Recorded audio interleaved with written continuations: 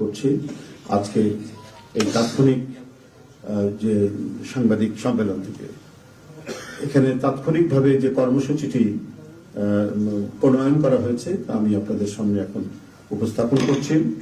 কর্মসূচি দেশনেত্রী বেগম খালেদা জিয়া আমাদের মাঝে নাই, পৃথিবী থেকে তিনি চলে গেছেন। তার মৃত্যুতে 7 দিন ব্যাপী বাংলাদেশ জাতীয়তাবাদী দল বিএনপি শোক পালন করবে। 7 দিন ব্যাপী বাংলাদেশ জাতীয়তাবাদী দল শোক পালন করবে। কেন্দ্রীয় কার্যালয় সহ দেশের সকল কার্যালয়,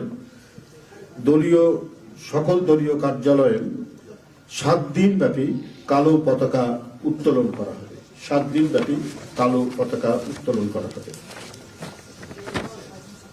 দলের সকল স্তরের নেতাকর্মীরা এই 7 দিন ব্যাপী কালো ব্যাজ ধারণ করবেন। 7 দিন ব্যাপী কালো ব্যাজ ধারণ করবেন। প্রতিটি দলীয় কার্যালয় দেশনেত্রীর জন্য 7 দিন ব্যাপী কোরআন খতম ও দোয়া অনুষ্ঠিত হবে।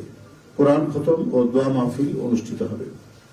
কেন্দ্রীয়ভাবে গুলশান কার্যালয় ও নয়াপল্টনস্থ কেন্দ্রীয় কার্যালয়, কেন্দ্রীয়ভাবে গুলশানস্থ চেয়ারপারসনের কার্যালয় ও নয়াপল্টনস্থ কেন্দ্রীয় কার্যালয়ে এবং জেলা পর্যায়ের দলীয় কার্যালয়ে শোক বহি খোলা হবে।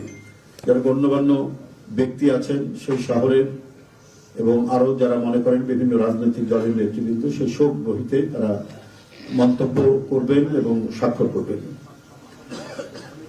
মরহুমা দেশনেত্রী বেগম খালেদা জিয়ার নামাজে জানাজা ও দাফন পরবর্তীতে জানানো হবে। মরহুমা দেশনেত্রী বেগম খালেদা জিয়ার নামাজে জানাজা ও দাফন পরবর্তীতে জানানো হবে। এই ছিল কর্মসূচি। ধন্যবাদ আপনাদের সবাইকে।